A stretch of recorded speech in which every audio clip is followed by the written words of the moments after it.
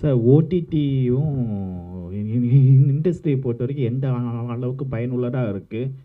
இப்போ உள்ள ஆடியன்ஸ் பொறுத்த வரைக்கும் தியேட்டருக்கு மூவி பார்க்க யாருமே வரமாட்டுக்காங்க. எல்லா ஆடியன்ஸுமே வந்து ஓடிடியோட ஃபீவரில் இருக்காங்க. ஸோ உங்களுடைய பார்வையில் ஓடிடியோட க்ரோத் எப்படி சார் இருக்குது? ரொம்ப நல்லா இருக்குது, ரொம்ப நல்லா இருக்குது. இப்போ வந்து தேட்டருக்கு ஏன் வரதில்லைன்னா, அவங்க 2.5 ஹவர்ஸ் அதில் உட்காந்து அவங்க செலவழிக்கிற பணமாகட்டும், அதெல்லாம் வந்து பயப்படுற மாதிரி ஆயிடுச்சு. அதனால பெஸ்ட்டு வீட்லேயே பார்த்துடலாம், ஃபோன்லேயே பார்த்துடலாம் அப்படின்ற மாதிரி இங்கே எல்லோரும் திரும்பிட்டாங்க. இந்த நேரத்தில் வந்து நல்ல நல்ல கதைகள் வந்து தேட்டருக்கு கிடைக்காதனால, அது ரிலீஸிங் ப்ராப்ளம் நிறைய இருக்கிறதுனால ஓடிடி நோக்கி வர்றாங்க. அதுலேயும் இவங்க வந்து அழகாக செலக்ட் பண்ணி வாங்கி சில ஓடிடி நிறுவனங்கள் வந்து அழகாக அதை ரிலீஸ் பண்ணுறாங்க. அந்த நேரத்தில் இது வந்து ரொம்ப யூஸ்ஃபுல்லாக தான் இருக்குது, மக்களுக்கு ரொம்ப யூஸ்ஃபுல்லாக தான் இருக்குது. அடுத்த கேள்வி. இந்திய திருநாட்டில் வந்து சட்டமும் நீதியும் நிலைநாட்டப்பட்டிருக்கா? எப்போ நிலைநாட்டப்பட்டிருக்கு? எந்த வருஷம் நிலைநாட்டப்பட்டிருக்கு? அப்பப்போ என்னென்னோ வருது, என்னென்னோ பிரச்சனைகள் வந்துகிட்டே இருக்கு. ஒவ்வொன்றுக்கும் அப்பப்போ அதை சர்வைவல் பண்ணிட்டு தான் இருக்காங்க. அதனால் இதுவும் கடந்து போகும் தான் சார். அம்பேத்கரை வந்து நம்மளுடைய சமூகத்தை வந்து கரெக்டாக ஹேண்டில் பண்ணுறாங்களா? இன்னமும் வந்து ஜாதி ரீதியில் ஒரு இதாக பார்க்குறாங்க ஒரு சில நபர்கள். உங்களுடைய பார்வையில் இந்த இந்த மூவிக்கு சட்டம் சொல்கிறதுனால இந்த கேள்வி நான் கேட்குறேன். சொல்லுங்கள், எப்படி பார்க்கலாம் சார்?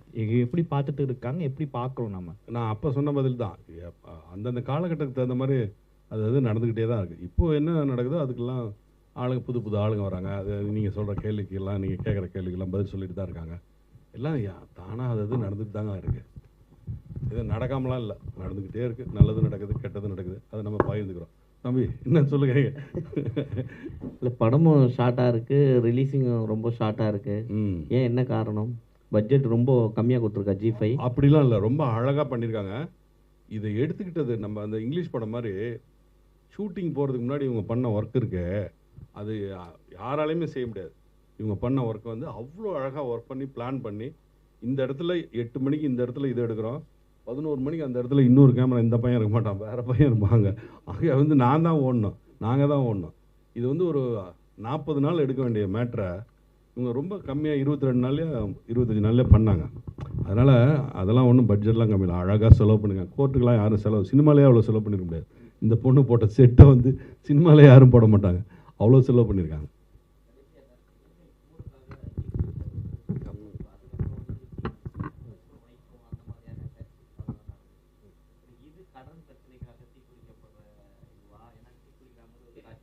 தீக்குளிக்கிறது நிறைய நடந்துட்டு தான் இருக்குது. ஏன்னா ரீசெண்டாக கூட நிறைய பார்த்து அதுலேருந்து இன்ஸ்பயர் ஆகி தான் எடுத்தது. இதில் வந்து கடனோ எதுக்கோ தீக்குளிக்கிறது இல்லை.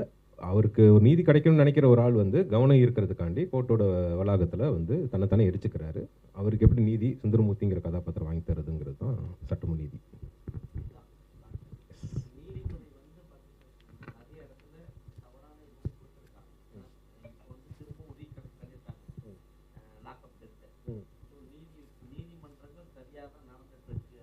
இல்லை, நீதி சரி, சட்டம் சரியாக தான் இருக்குது. அது சப்ஜெக்டிவ் தான். அதை எப்படி நம்ம அப்ரோச் பண்ணி ஆனால் ஜட்ஜிட்டேருந்து நம்ம இது வாங்குறோங்கிறது தான் இருக்குது. நம்ம வக்கீல்கிட்ட தான் இருக்குது சட்டத்தை எப்படி பிடிச்சி நீதி அடையிறோங்கிறது அந்த பார்த்து. ஸோ சட்டம் நல்லா கரெக்டாக தான் இருக்குது. அது எப்படி அப்ரோச் பண்ணி நீதியை பெற்றுத்தரதுங்கிறது தான் சேலஞ்சாக இருக்கும்.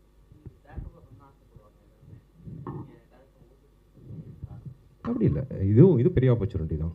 ஓடிடி ரீச்சும் அதிகம் தான் சார். இங்கே ஓடிடி பொறுத்த வரைக்கும் ஒரு ஃபீட்பேக் ஒன்று இருக்குது சார். சவுத் சைடில் வந்து ஓடிடியோட க்ரோத் வந்து இன்க்ரீஸ் இல்லைன்னு ஒரு சில விஷயங்கள் பேசப்படுது. ஸோ உங்களுடைய பதில் என்ன? கிராமப்புறங்களை வந்து ஃபோனில் மூவி பார்க்கணுமான்னு ஒரு சில கான்செப்ட் இருக்குது. இன்னமும் ஓடிடி என்பது கிராமப்புறங்களில் கொஞ்சம் கம்மியாக தான் இருக்குது. உங்களை பற்றி இல்லை, அப்படி இருக்கான்னு தெரில சர்வே. ஏன் நினைக்கிறேன்னா, இப்போ நீங்கள் ஜீலே ஐலிலேருந்து நிறையா விஷயம் வந்தது எல்லாமே ரீஜனல் கிரவுண்டட் மூவி சீரீஸ் தான் நிறையா வந்திருக்கு. அதுக்கு என்ன வரவேற்பும் கிடச்சிருக்குன்னா எல்லோரும் பார்க்குறாங்க தானே அர்த்தம். என்ன ரீஜனல் ஜான்ராவும் வருது. ஸோ ஓடிடியோட ரீச் அங்கேயே இருக்குன்னு நான் நினைக்கிறேன். இல்லை, விலங்கு உதாரணம் சொல்ல, கீழே டு த கோர் கீழே போயிடுச்சு. அது மட்டும் இல்லாமல் இதில் நடிகர் சரவணனும் நடிச்சிருக்காரு. அதனால் பிஎன்சி லோக்கலாக போவோம். இது நான் வந்து சொல்லிடுறேன். எனக்கு வந்து பிஎன்சி லோக்கலும் போவோம், ஃப்ரான்ஸில் லண்டன்லேருந்தும் ஃபோன் வரும். ஏன்னா எனக்கு வந்து தமிழ் பேசுகிற உலகத்தில் இருக்க அத்தனை மொழியில் இருக்கிற தமிழர்களும் என்னை பார்ப்பாங்க. சிலோன்காரங்க, குறிப்பாக சிலோனிஸ்ட்லாம் வந்து ஃபாரினில் ஃப்ரான்ஸ்லேயும் யூரோப் கண்ட்ரீஸ்லேயும் நிறைய பேர் இருக்காங்க. அது வந்து இது அங்கே அதிகமாக இது போகும். எனக்கு கான்ஃபிடென்ட் இருக்குது.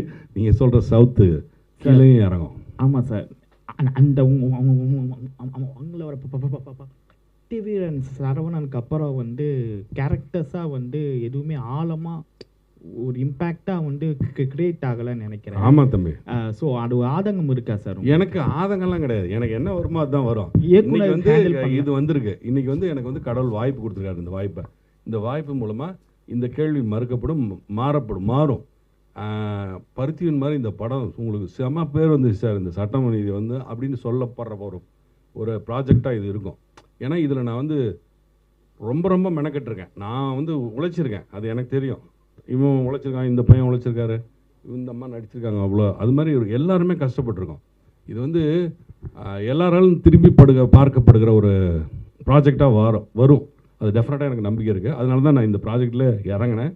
அது நான் நினச்சது நடந்துருச்சு. அதை நான் பார்த்துட்டேன், படமாக பார்த்துட்டேன். அதனால் எனக்கு தெரியும் இது கண்டிப்பாக டெஃபினட்டாக எப்படி நான் விஜய் டிவியில் வந்து மகாநதி பண்ணி பெரிய அளவு ரீச்சோ, அது மாதிரி நான் ஜீயில் இது பண்ணுறேன். இது வந்து ஃபஸ்ட் டைம் பண்ணுறேன்.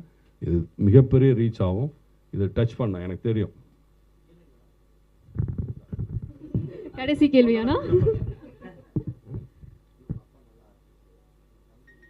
அண்ணா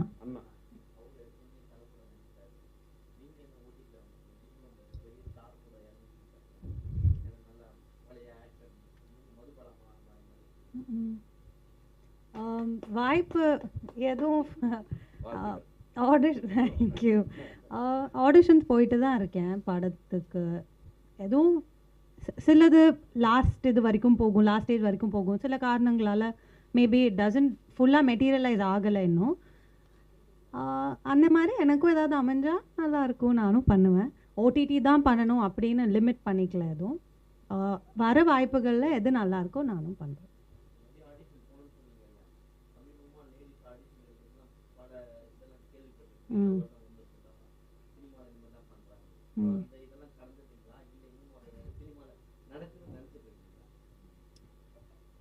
அது உண்மையாக நடக்குதா இல்லையான்னு எனக்கு தெரியாது. அண்ட் எனக்கு எந்த அன்பிளசன்ட் எக்ஸ்பீரியன்ஸஸும் நடந்தது இல்லை.